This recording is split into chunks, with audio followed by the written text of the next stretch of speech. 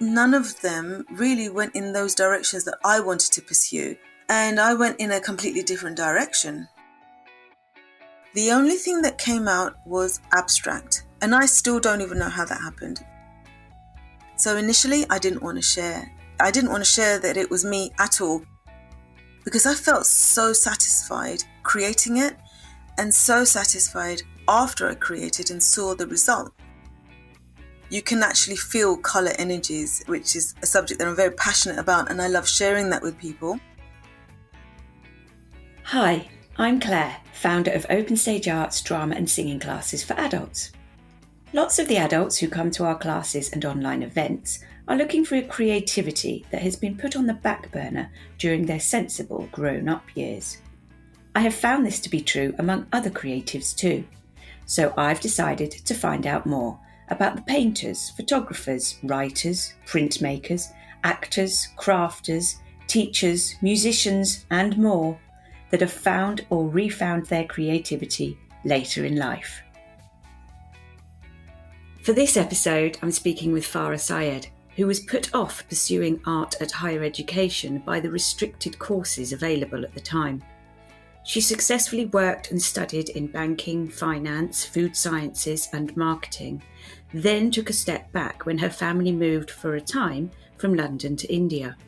She returned to art, but not in a way she had expected, and she now produces and educates in a colourful, textured, sensory manner. Hi, Furrah. Hi, Claire. How are you? I'm good, thank you. Tell me about your artistic practice. Well, my art practice consists of two facets. One is creating abstract art, and the other is as an educator. So I create abstract art that is heavily textured and can be experienced using the sense of touch as well as sight. The works can be viewed in any four orientation, and every time you change the orientation, you see new images, so that's quite fun to share. And the art is very interactive in that I don't title the work, so I want people to tell me what they see rather than what I would title a piece with, because then it limits the interaction. I like imaginations being tickled and people telling me what they think that they see. And the surfaces of the canvas dance with the light. So they change from morning till evening, because every time the light interacts with the metallic element on the surface of the canvas, different colours jump out. So it's a very changing experience rather than a static experience. And in terms of the education side, I have created an art appreciation workshop for the blind and partially sighted, which I have been very blessed to have delivered globally to many museums and institutions and educational establishments. And the workshop consists of three parts. The first part is where I invite the participants to experience the surfaces of the canvas using the sense of touch and ask them to tell me what they think is on the canvas. And each painting has so many different interpretations, and some interpretations have been so poetic that it is quite emotional actually, and it's wonderful to hear what people feel when they are experiencing the paintings using the sense of touch. The next part of the workshop is where I show people how to feel the energies of colour without needing the sense of sight. You can actually feel colour energies, which is a subject that I'm very passionate about, and I love sharing that with people. And then the final part of the workshop is where we create textured art together.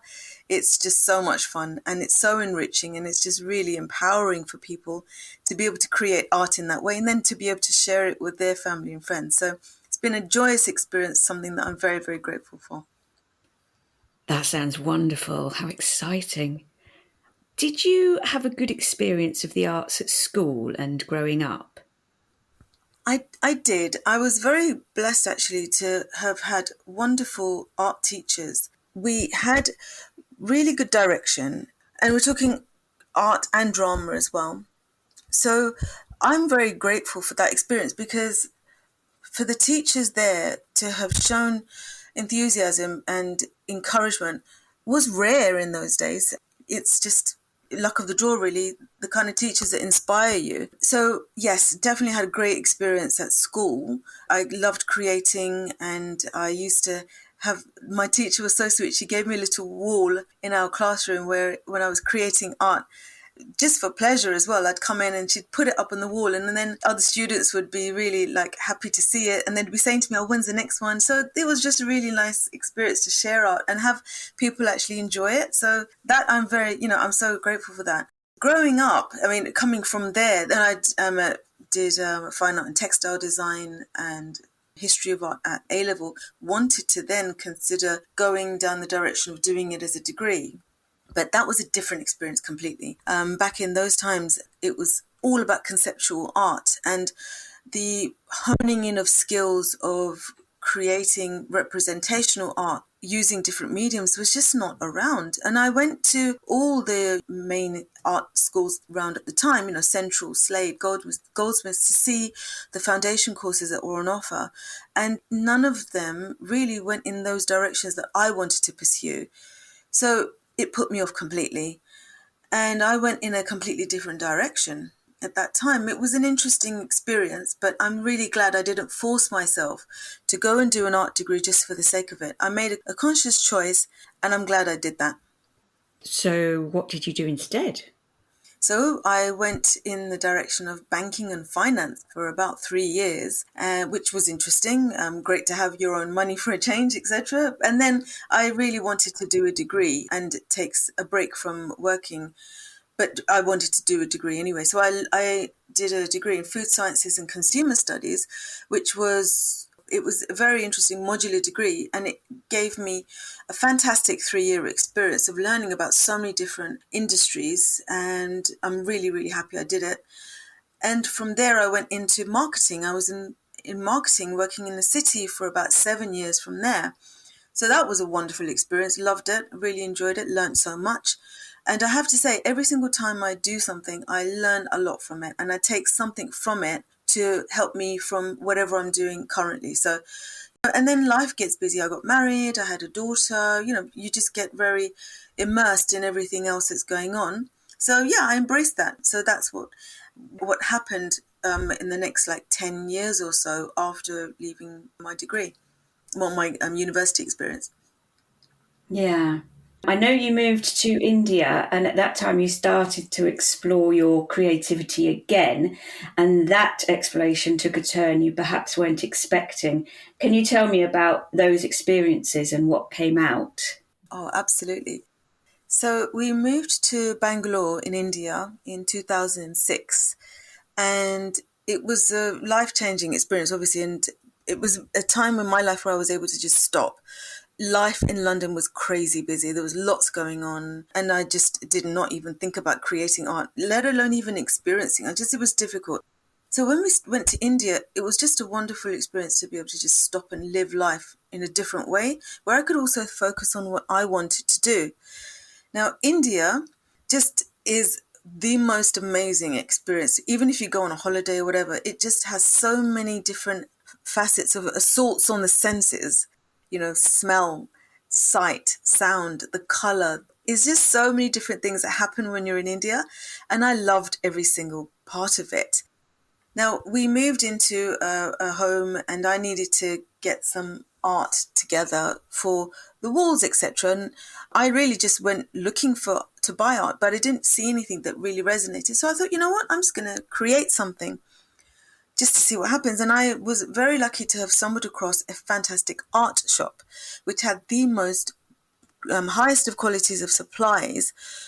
And I really lucked out because I was able to get everything I needed in terms of canvas, paints, palette knives, brushes in one place.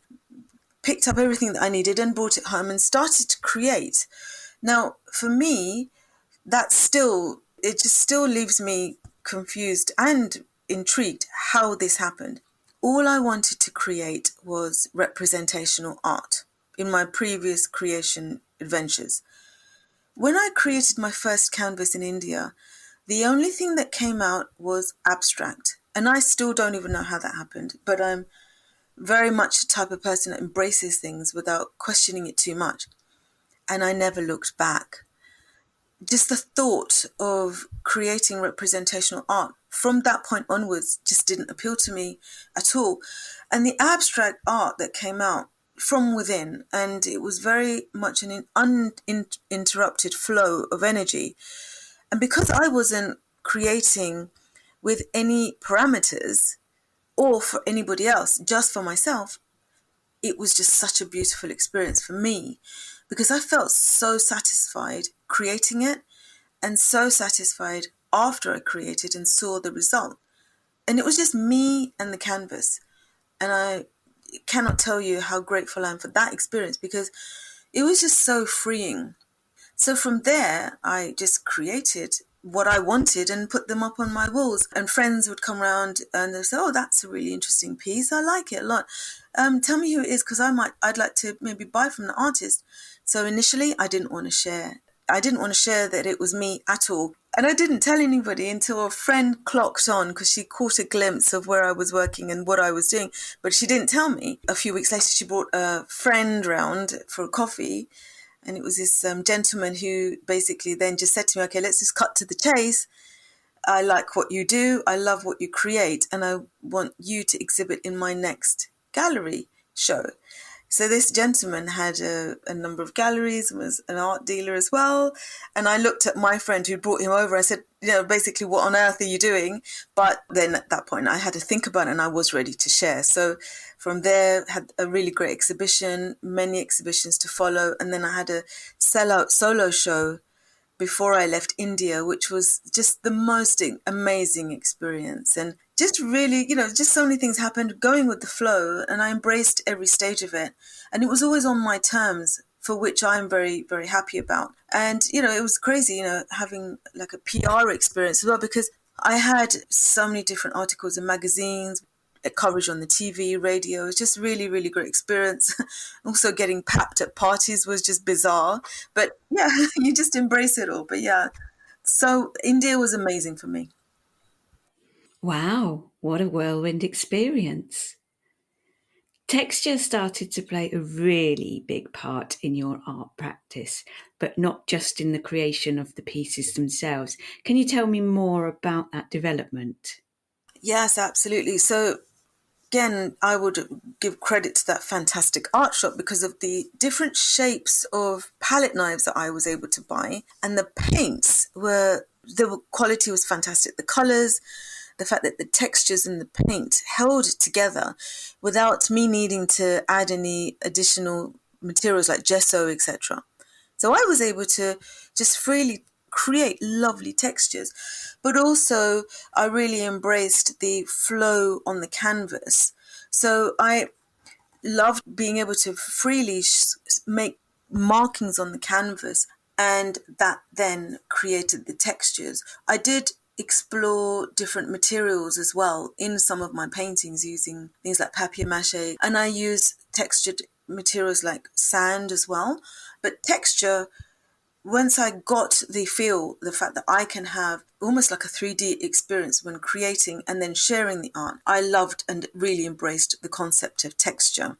And then also in terms of sharing the art in a sensory way, with people being able to feel the canvases using the sense of touch, absolutely made me just go full on with it and continue with that in all of my abstracts. Also, sometimes breaking down barriers as well, with the concept of inviting somebody to share the art with the sense of touch, really does make people feel very comfortable and inclusive, because that's a very strange thing for an artist to say to somebody, feel the surfaces of the canvas. You know what it's like when you go to museums and galleries. If you step over the line and touch a canvas, the alarms are going to go off and you'll be, hunted down by security.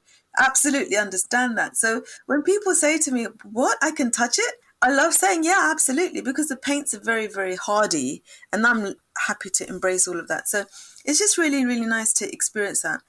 And in terms of the texture with the light alterations and the canvases reacting to that, the textures play a part in it as well, because when I have a metallic sheen on a textured surface, the light dances on a much deeper level. There's so many interactions that happen with the light because of the textures and the metallic aspect. So yeah, texture is everything for me.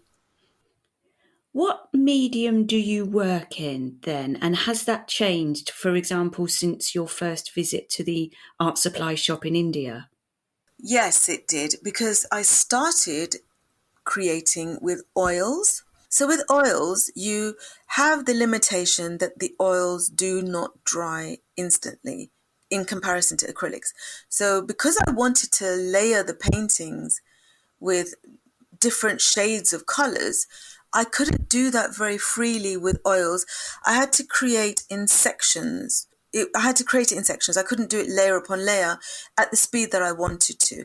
So yes, it was an interesting experience working with oils because it's a different viscosity in the paint, but also the smell of terps was horrible, but that's separate. So when I switched to acrylics, again, hallelujah to that art shop had fantastic acrylics. So they changed everything, because not only with acrylics was I able to work faster, with acrylics they also had the most wonderful range of metallic paints. That changed everything, because then it meant that I could create the metallic sheens in comparison to the wonderful shades of the paints that were already there. Implementing metallic paint into my canvases really did give me so many more options, and I loved it. Cool. I love sharing my guests' stories with you, but podcasting isn't cheap. There are hosting fees and software costs, tech to buy, and time to invest in planning and editing to make sure the guests sound great and listeners hear the best content. If you'd like to financially support Creativity Found, please visit ko-fi.com/creativityfoundpodcast. You mentioned in your introduction about the teaching side of your artwork as well. Can you tell me about how that came about?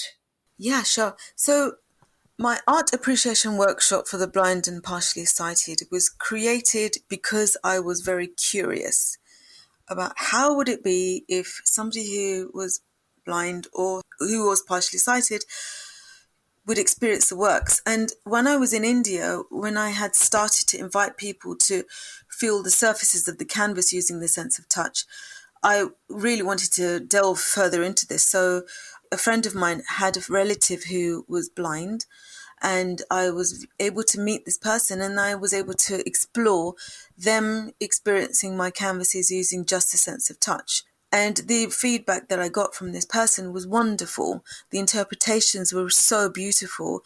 And he told me he felt so freeing, and it was just a really enriching experience to have that interaction with somebody's painting. So it just led me to really want to share this further on a much more structured way.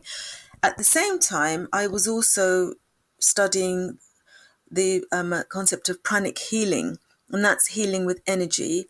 And I became an advanced practitioner of pranic healing, which is healing with color energy. So that's how I found out about the fact that we can all feel color energy physically.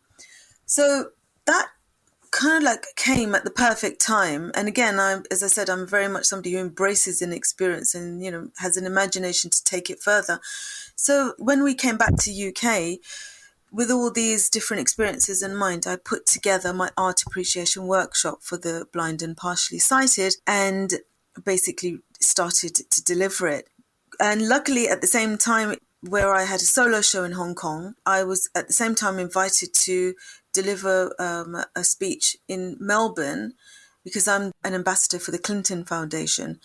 So I was going to be in Australia anyway, and because I was in Hong Kong, I asked the gallery owner if he would host a workshop for me with an organization that I'd found in Hong Kong. So the global aspect went completely crazy very, very early on, because I was going to be in these different places.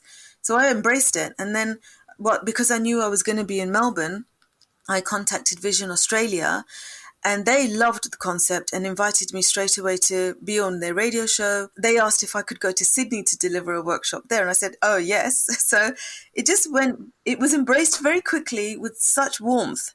And I'm very grateful for that, because that just got me the bug. And I just continued to deliver it all over, and of course in the UK as well.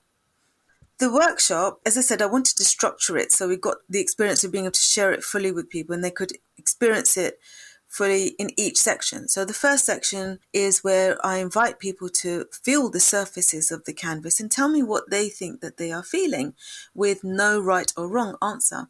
And it's just such a great experience to see people embrace that, because I am so grateful for the really deep interactions. And sometimes the reactions have been so poetic and really moving, very emotional. And, I cannot explain how wonderful it is to have that with a complete stranger who I've just met. So, and every canvas has a different experience from different people, which in itself is wonderful. So that's the first aspect. The second part of the workshop is where I'm sharing the technique of feeling color energies. And I start people off with apples or something that's, very easy to get, like peppers or whatever. And I get them to hover over a red and a green apple and ask them to just close your mind, really just focus on what's happening on your hands. And if you feel a sense of warmth or a sense of coolness in any of the hands, please let me know. And I do it where I ask them to lift up the object where they feel warmth, if they do. And people are holding up the red apple most of the time, which is fantastic. And so that means that they've got the concept. And then I bring the paintings out again. And then, because each of the paintings that I've created for the workshops have cool areas and warm areas. So like a red color would give off a warmer energy, and a, say, white or a blue would give off a cooler energy. And this is based on the concept of the fact that physically, colors that are darker absorb a higher frequency of energy, therefore they emit a higher frequency of energy, and that is what we can feel. And the opposite is for colors such as like white or blue or green.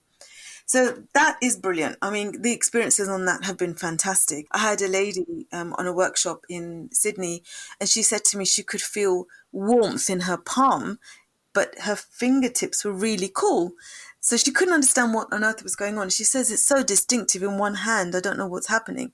So I went and had a look at where her hand was, and her palm was over a very deep orange, and her fingertips were on a very kind of pale green, where on top of that I had painted a metallic silver. So it was really kind of like it was emitting very cool energy waves to her that she could feel on one hand. It was a brilliant experience. And this lady was so amazed by it, and she actually was fascinated by this concept, and she actually went on and trained as a color therapist. So that kind of a reaction and experience is amazing to me. So that's the second part of the workshop. And the third part of the workshop is where we create textured art together. I kind of like source very textured materials like sand, popcorn, papier-mâché, lentils and rice and things, so that people can create art using color, glue and the textures that they want to create. And then once dried, they can share that with their family and friends. And it's just an empowering experience for them, obviously enriching for them and the people that they're going to share it with. But so much fun is had in that section as well. So every single workshop has just been wonderful to experience, and I can't wait to do it again. They sound fantastic, so joyful and full of wonderful experiences. On another matter, I know that you enjoy collaborating with interior designers. Tell me more about that process and why it excites you. I love this. I love doing this so much. So working with interior designers and yacht interior designers is a brilliant experience. I have experience of being part of the project right from the start, or being asked to create art for a project towards the end. So being a part of the project right from the start is really wonderful, because then I get to see the concept right at the beginning and can interact in terms of placing art near light, natural source of light preferably, and color schemes, textures, knowing what the client wants in terms of the level of energy on the canvas, because some people really like very calm energies on a canvas, so minimal, a minimalistic approach, and some people want anything and everything that you can put on there. So I then have a really good structured brief right from the start, and I'm in touch with the interior designer throughout the process and can adjust accordingly if needed. So I love that experience. And also it's challenging, but also a good challenge to be asked at the end of a project to supply art, because then I can go in and see all the colors, everything set up in terms of the way the property is laid out, and can create a piece of art according to what the interior designer and the client wants. So both experiences are very interesting. Now, when we're talking about yacht interiors, oh my gosh, that is on another level, because when I have my art on the seas with the light that is so bright and beautiful, and when you can imagine the sun dancing on the surface of the seas, and then that reflects back onto the yacht interiors and exteriors, etc. To have a painting in that setting is wonderful, because the light is completely different. It changes so much and interacts so well with the metallics on my canvases. So I really enjoy that, and I definitely want to do more of it. And I've had such great feedback from clients because they've really embraced it. And, it's been really exciting to do that, for sure, to know that my painting is on the seas, who knows where in the planet, and having fun with the light. That is just ongoing dance, let's say. I really love doing that. But yeah, wonderful experiences so far, and I cannot wait to see what's coming next in that part of what I do. Oh, fabulous. Do you manage to achieve a balance between helping others, the commercial work, and creating your own body of work? That's very, very tricky sometimes. And yes, it's because the thing is, I'm the type of person that wants to do everything and anything, and have the enthusiasm to want to do anything and everything. But I do have the sensible side of my head that says, no, you have to rein some things in, and put some things on the back burner. Yeah, so I'm very, very careful with that. And sometimes I have felt overwhelmed. So what I do actually like to do, I mean, I haven't been able to do that because of COVID, but I do like to just go off on a trip by myself, and just to reset, recharge, just think of what I want to do, just me taking care of myself. So I like to do that. And I love being at my studio by myself as well, because then I can just focus on what I want to do with no disturbances, no distractions. And it's just, yeah, definitely, I'm always trying to better my balance of what I really need to do and what I really want to do. But yeah, whenever I'm creating, I must have a clear head. So I don't ever compromise on that. I could be better, but I am quite good at balancing it. But yeah, definitely there's room for improvement on that, for sure. Yay, good for you. How does your art affect your well-being now? And looking back, do you feel that there was perhaps something missing when you weren't creating in this way? Gosh, that's a really interesting question. Well, looking back, because I'd started it with a very self-discovery mode, I do feel that creating and enjoying art has always had a positive impact on my well-being. And I do feel that I've always approached any experience with full attention, even if I'm in like a stunning setting, countryside or history or whatever. I do try and shut everything off and experience it and immerse myself very deeply in something. So I really do value that interaction and that experience. So I immerse myself without distraction. So I would say that takes away any elements of what I can fully gain from what I'm doing. So I'd say I've always felt a sense of well-being and continue to do so. That's amazing. What are your plans or hopes for the future? Oh, I am very excited for many, many things, and for that I'm very grateful. So I'm excited to soon be starting on my new body of work.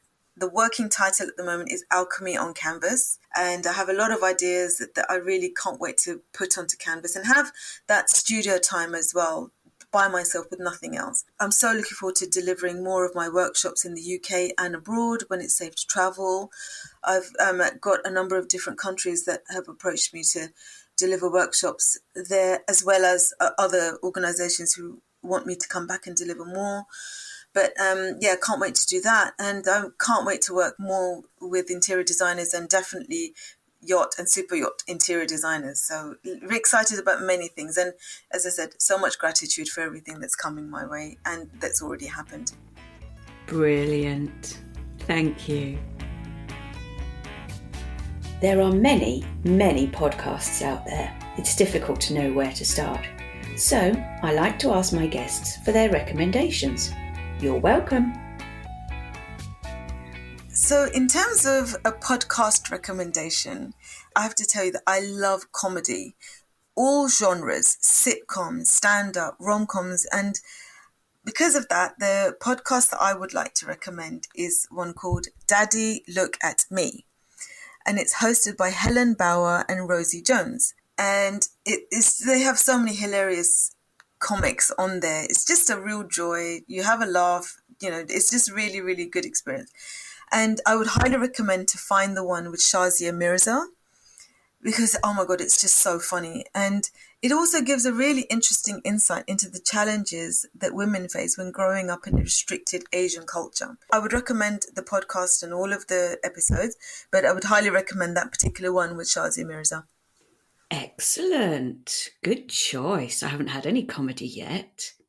How can people contact you? So my website is furrahsyedart.com. I'm on Instagram, Twitter, Facebook, and Clubhouse.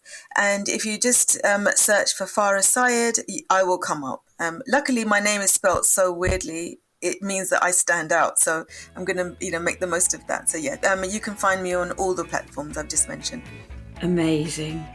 Thank you so much, Furrah. Thank you, Claire. I really enjoyed this. Thank you. Creativity Found is an Open Stage Arts production. If you are listening on Apple Podcasts, please feel free to subscribe, rate and review.